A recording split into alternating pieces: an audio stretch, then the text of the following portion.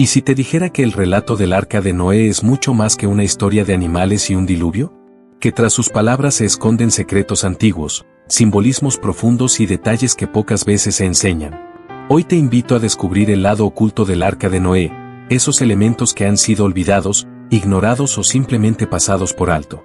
La historia del arca de Noé, narrada en los capítulos 6 al 9 del libro de Génesis, es una de las más conocidas de toda la Biblia.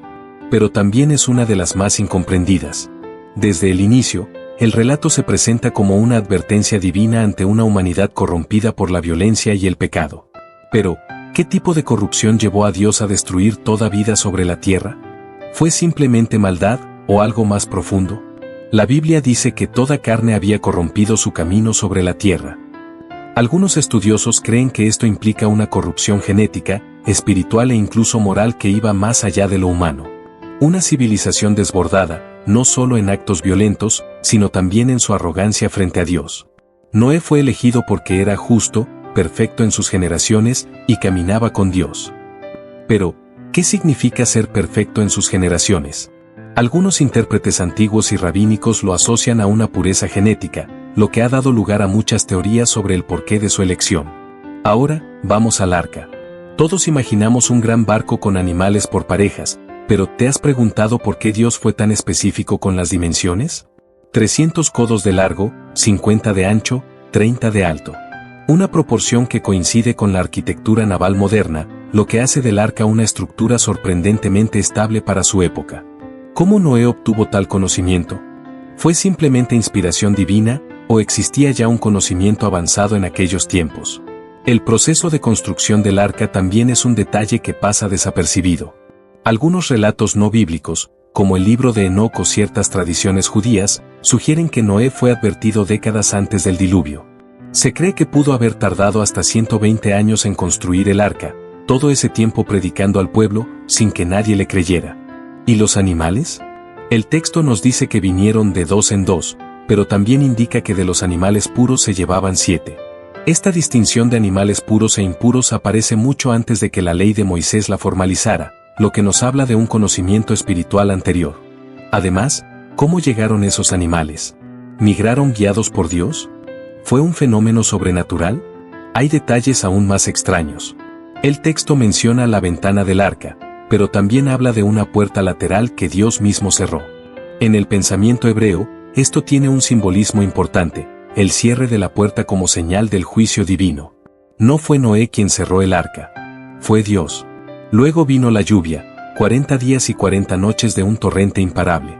Pero lo que muchos no saben es que el diluvio duró mucho más que esos 40 días. En total, Noé estuvo en el arca más de un año, 377 días, según los cálculos basados en el calendario bíblico. Un año completo encerrado con animales, sin saber cuándo terminaría el juicio, con la esperanza puesta solo en la palabra de Dios. Y aquí aparece uno de los símbolos más potentes, la paloma. Cuando Noé suelta la paloma y ésta regresa con una rama de olivo, no solo indica que las aguas han bajado. Representa la paz, la reconciliación divina, la esperanza renovada. La paloma con el olivo se convirtió desde entonces en símbolo universal de paz, y su origen está aquí. Otro punto poco hablado es el pacto que Dios establece con Noé después del diluvio. Un pacto eterno, sellado con el arco iris. Pero muchos no saben que ese arco iris también es símbolo de juicio, no solo de promesa. En hebreo, la palabra para arco es la misma que para arma, y se sugiere que al colocar el arco en el cielo, Dios estaba colgando su arma, indicando que no volvería a destruir la tierra de esa forma. Un gesto de gracia, pero también de autoridad. ¿Y qué pasó con los gigantes, los Nepilim, mencionados justo antes del diluvio? Génesis dice que estaban en la tierra en aquellos días, y también después.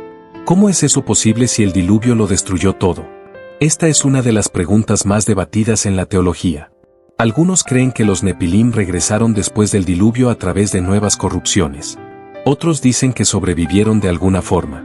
Lo cierto es que después del arca, vemos pueblos gigantes como los anaquitas y los refaitas, lo que sugiere que algo oscuro volvió a la tierra. Y aquí es donde esta historia se vuelve más personal. El arca no fue solo un refugio físico. Fue un símbolo de salvación en medio del juicio. Representa a Cristo, quien también ofrece salvación del pecado, quien también es la puerta por la que debemos entrar. Así como solo hubo una puerta en el arca, solo hay un camino hacia la vida eterna. Además, en medio del juicio, Dios preservó a una familia. Noé, su esposa, sus hijos y las esposas de sus hijos. Dios no solo pensó en el presente, sino en el futuro. El arca fue una incubadora de vida, de fe y de obediencia. Ahora que conoces estos secretos ocultos, ¿qué harás con ellos? ¿Los ignorarás, como lo hizo el mundo en los días de Noé? ¿O serás como Noé, justo en medio de una generación corrompida? El relato del arca no es una simple historia antigua. Es un llamado. Un mensaje urgente de advertencia, esperanza y redención. Que no te pase como a los que se burlaron mientras el arca se construía, y luego fue demasiado tarde. Hoy es el tiempo de entrar, de buscar a Dios, de vivir con propósito y fe.